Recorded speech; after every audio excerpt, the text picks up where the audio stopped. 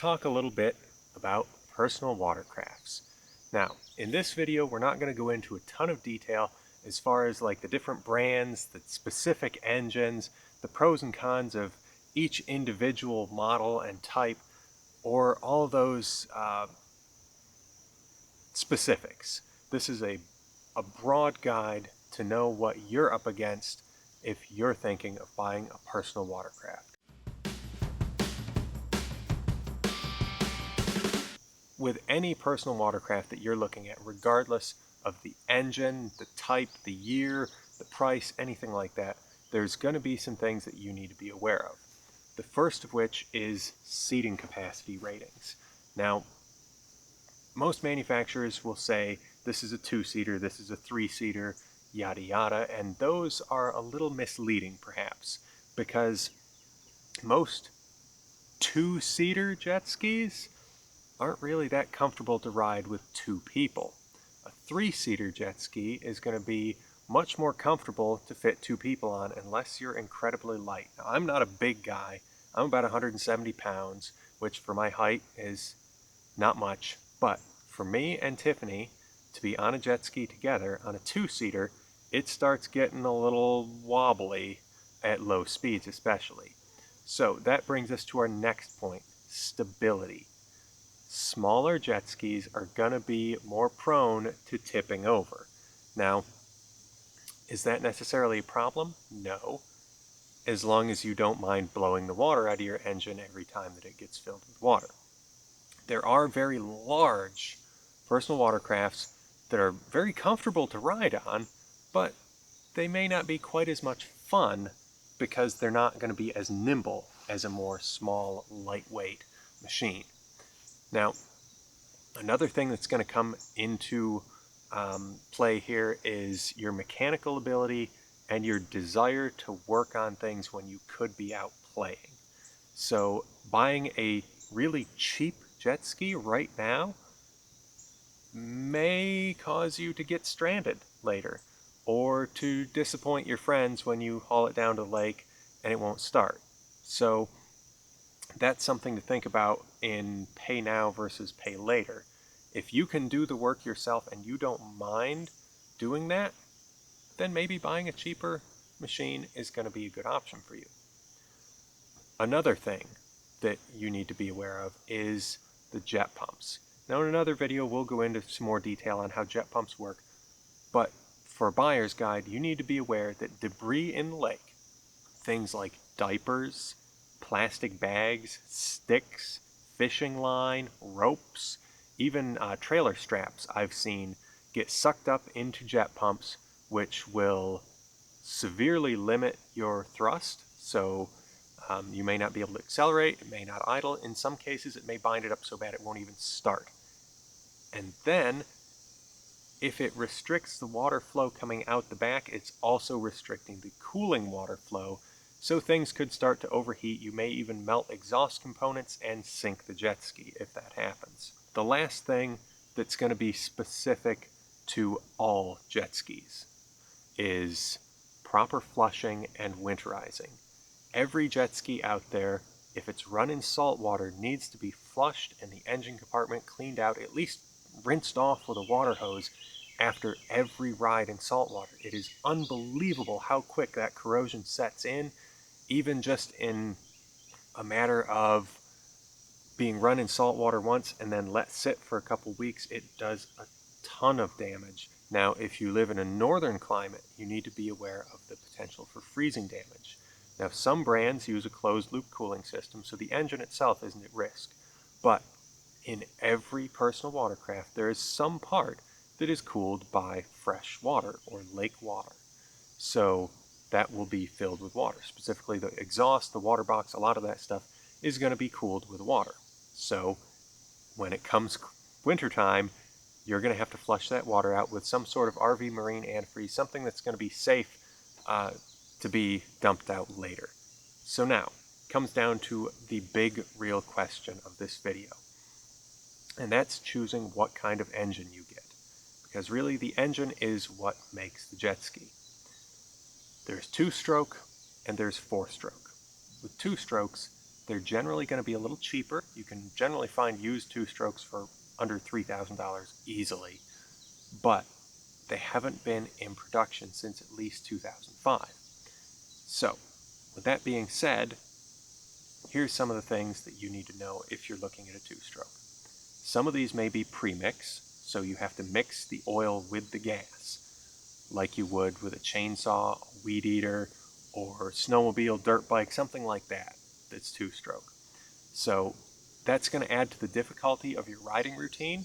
You're going to need to be aware and have oil and some sort of a measuring cup to measure out the proper amount of oil every time you put gas in the machine.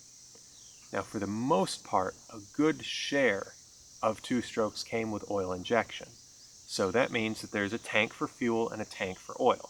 And usually every 2 tanks, sometimes every tank of gas, you need to fill up your oil tank. So that eases your riding routine because you don't need to remember to mix oil with the fuel.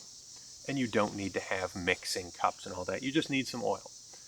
But the big dilemma with that is that failure of that system, whether it's due to those hoses aging and popping off or cracking, or maybe you just forgot to put oil in it, something like that will cause catastrophic engine damage and fast.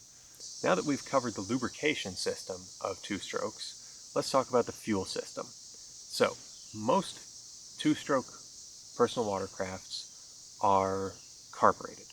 So that means that if you're running a poor quality fuel, or if you're letting it sit for extended periods, it could plug up the jets in the carb, and then the next time you take it out, it could be running the engine too lean on fuel, and that will build up extra heat in things, could melt pistons, and otherwise cause catastrophic damage to the engine. So, buying a carbureted machine could add to your maintenance cost, especially if you're leaving it sit for extended periods because of the diaphragms hardening, the jets plugging up from sitting and not having fresh gas on them. Now, there are two-strokes that are fuel injected. Some are even direct injected into the cylinder, which is seen on pretty much only very modern vehicles. However, they were used in some cases on two-stroke personal watercrafts. Now, having fuel injection of any kind, whether it's an indirectly injected two-stroke or a direct injection two-stroke, is going to make it much easier to start. There's usually going to be less maintenance cost because having that pressurized fuel rail and everything, it doesn't tend to plug things up quite as bad, and you'll have better fuel economy because it's metering the fuel more exactly. But in the event that anything goes wrong, repairs could be very costly, as a lot of them are very complex electronic systems and parts aren't necessarily easily available for those. One other thing you need to be aware of if you're looking at a two-stroke personal watercraft is that because they are burning oil and fuel, that oil is going to make them smoke. So there's going to be a constant bluish haze around you whenever you're riding. Now that may not be a problem, but if you're idling for an extended period, or if your carburetor or oil injection system is adjusted wrong, or if you're mixing at the wrong ratio, it could cause the engine to load up, foul spark plugs, and give you other poor performance type issues. So, now let's talk about four-strokes. When it comes to four-stroke personal watercraft, they're generally going to be a little bit costlier up front, but easier that you can just hop on them and ride them. It's going to be a more enjoyable experience, especially for a beginner rider. So generally, all of the four-strokes are fuel injected. There are exceptions to that, but for the most part, most of the modern four-stroke personal watercrafts are fuel injected, which gives you easy starts, very minimal maintenance, good fuel economy, and most of the four-strokes use common fuel injectors, so parts are readily available if something were to go wrong with that system. Now, with four-strokes, there are two air induction systems. You have naturally aspirated and forced induction. So a naturally aspirated engine is generally going to be cheaper, easier to maintain, there's less parts to break, and less strain on the components because it's making less horsepower. but it will be slower than a comparable forced induction engine. Now, when I say forced induction, I'm referring to a supercharger or a turbocharger. So something with forced induction is going to be fast, a lot faster than its naturally aspirated cousin. But that is going to come with a more expense up front, as well as more maintenance costs in the long run, because many require supercharger rebuilds on a certain interval, and everything is going to be strained more in terms of it's building more horsepower, so it's generally going to need more care than a naturally aspirated version. Now, with any four-stroke also, there is a need to change the oil and the oil filter the same as you would in a car or a motorcycle. So, with all of that kind of piecemealed together, hopefully this video has given you a little idea of some of the differences between when you hop on Craigslist or Facebook Marketplace and you see a personal watercraft for 500 bucks. It gives you some ideas of what you're looking at, what you're getting into. And in future videos in this series, we're going to be looking at specific models, specific engines, and more of the specific problems, and as well as how they function in general as compared to a boat or another type of vehicle. So hopefully this is helpful to some of you. Thanks for watching.